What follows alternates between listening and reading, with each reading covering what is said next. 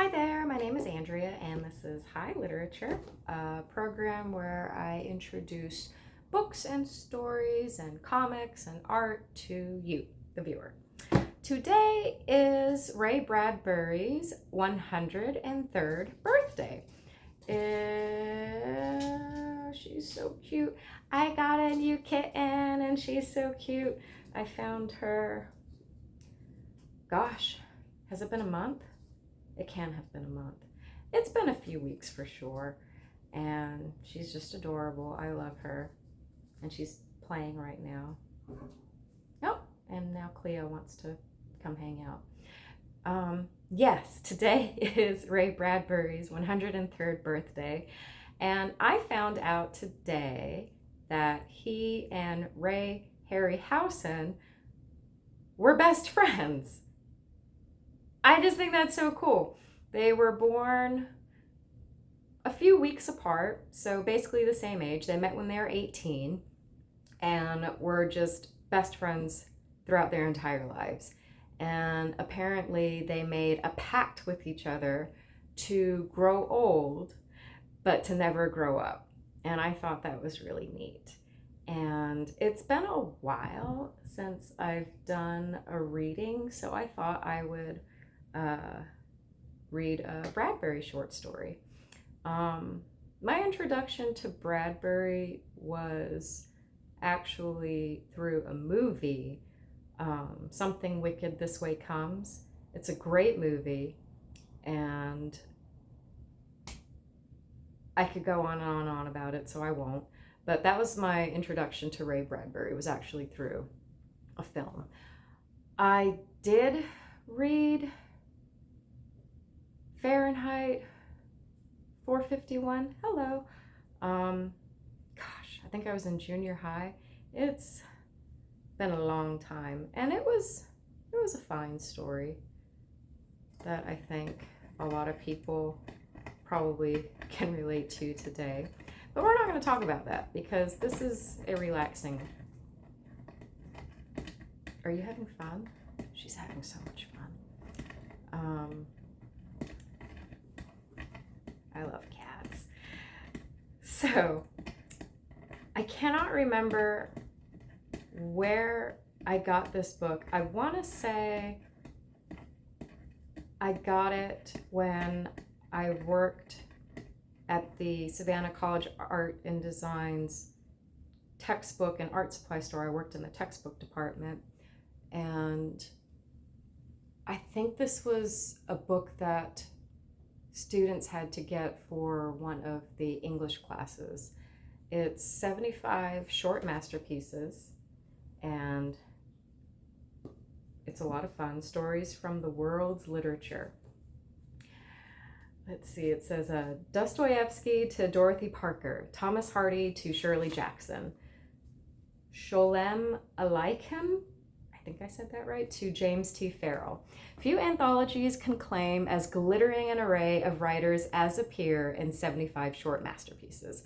Spanning the centuries from Boccaccio to Bradbury, Bradbury gets a shout out, the selections include works by the finest authors of the Western world.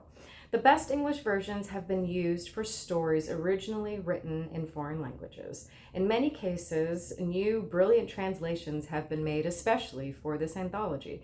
Horror, comedy, surprise, drama, human interest, pure entertainment, 75 short masterpieces embraces every kind of short story ever written.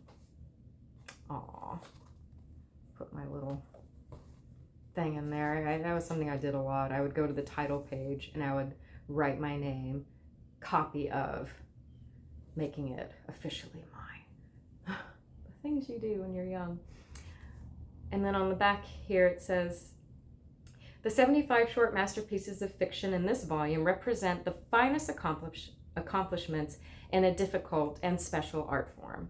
Each creates a microcosm in which the very compactness of the story gives it power and emotional impact, much more dramatic than could have been achieved in a longer or more explicit work.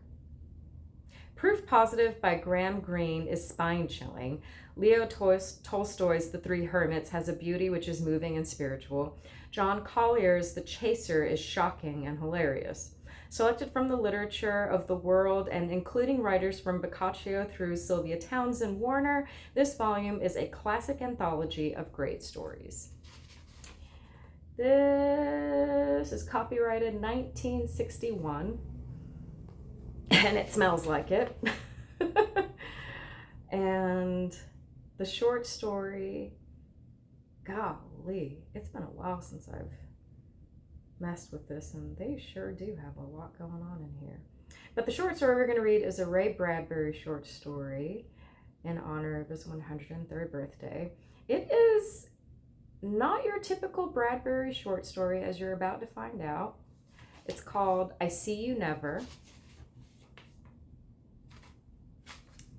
And we shall begin.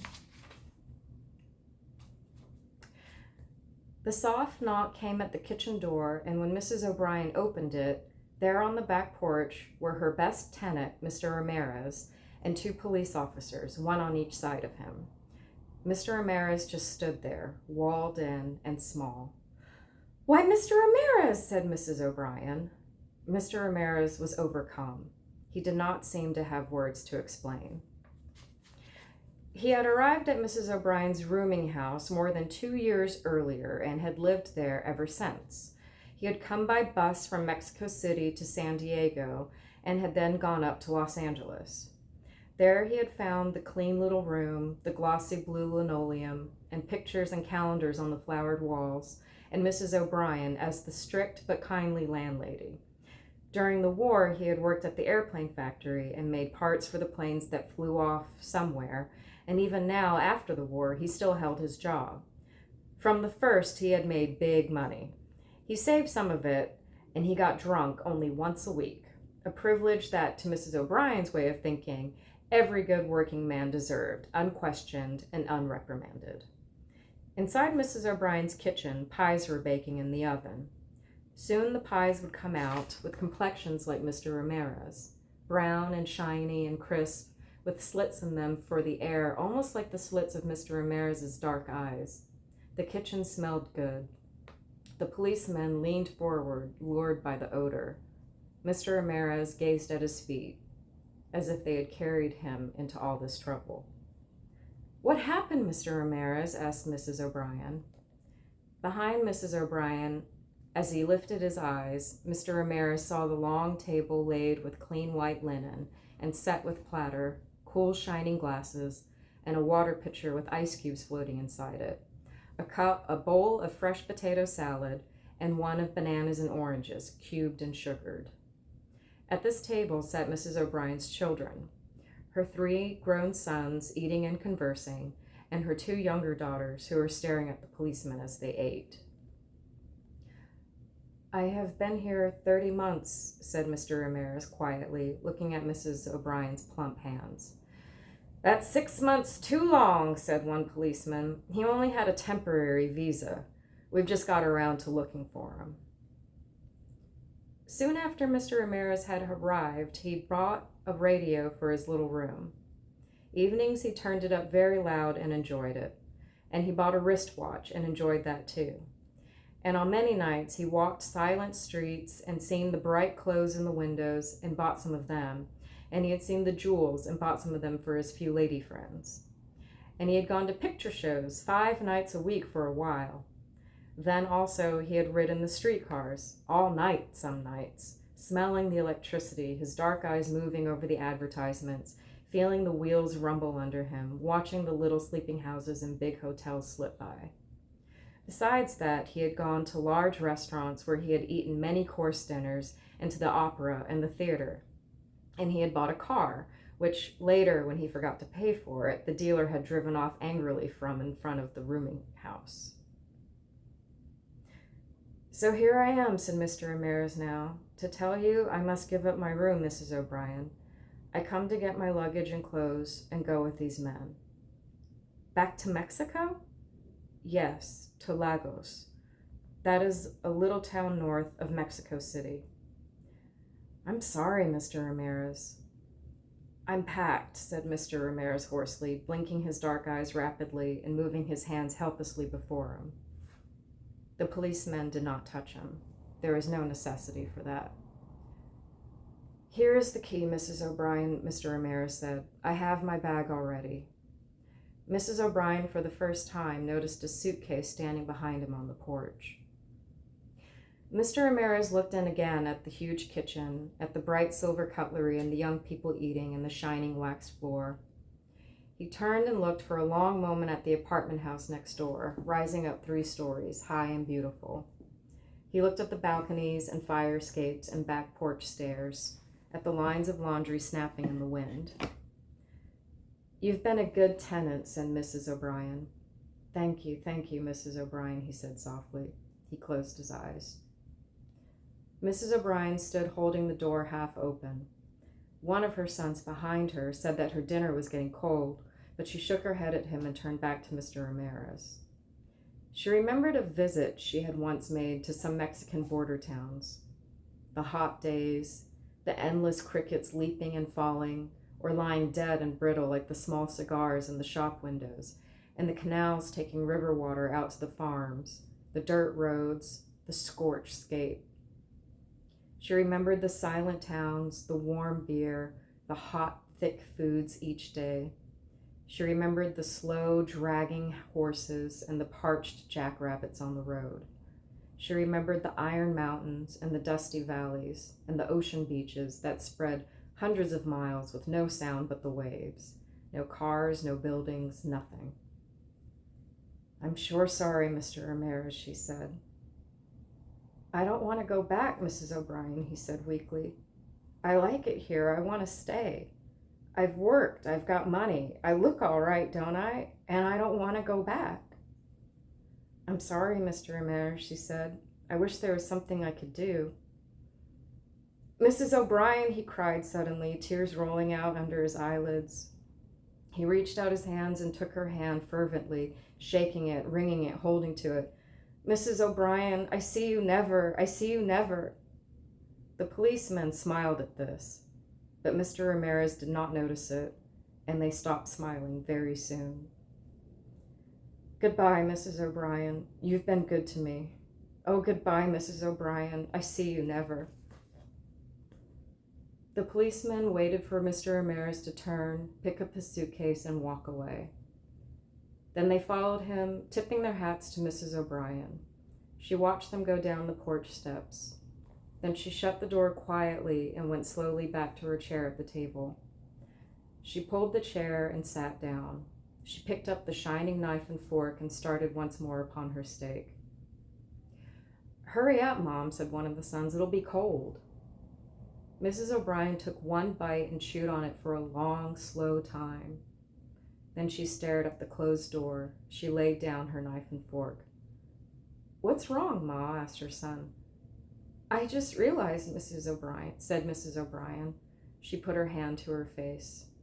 I'll never see Mr. Ramirez again. The end. Told you it was not your typical Bradbury story, and I am very proud of myself for not crying. I actually practiced. I read it earlier and started crying at work, and I was like, I'm not gonna do this later today. So I got it all out, and boy, I am sweating. That was hard. Oh, good Lord. Whew. Yeah. Some friends of mine, they just moved to Portland, and oh my gosh, I cried so much. I cried and cried and cried when they left. And I actually just got a letter from them in the mail a couple weeks ago, and I started writing them back today. And yeah, that story reminded me of that too. Just, it sucks saying goodbye to friends. And a lot of the time, it's not until that moment that it hits you how much you're gonna miss them. I had a similar experience with other friends when they moved. And I was sad to see them go, but it wasn't until that moment when we were actually saying goodbye and hugging each other and they were getting ready to get in their car to leave that I just started crying, and then they started crying. And it was the same thing with these friends that moved a few weeks ago to Portland. Just, we met up and had one more meal together and some drinks, and then it was time to leave. And it was at that moment I just started crying and was just beside myself. And it's hard. I don't like goodbyes. I don't think anybody likes goodbyes. But yeah, that's the story. And I think I picked that one because I don't think I have anything else that's Bradbury related. And also, I just like that it's such a different story than anything else he's written. And it's a short story. I can just sit and read it and not attempt to turn it into a multi-part video, trying to read a novel or something, or even a chapter like I tried to do with Les Miserables. That didn't go very well. I do plan on revisiting it, but yeah, there's a lot of revisiting I need to do with quite a few videos. This is a disaster, and I do plan on tearing it all down and rebuilding it. Not too much purging is gonna happen. I don't really have anything that I need to get rid of or should get rid of, or I don't. What I have is what I have, and there's just no getting rid of anything. There's no need, but definitely need to reorganize.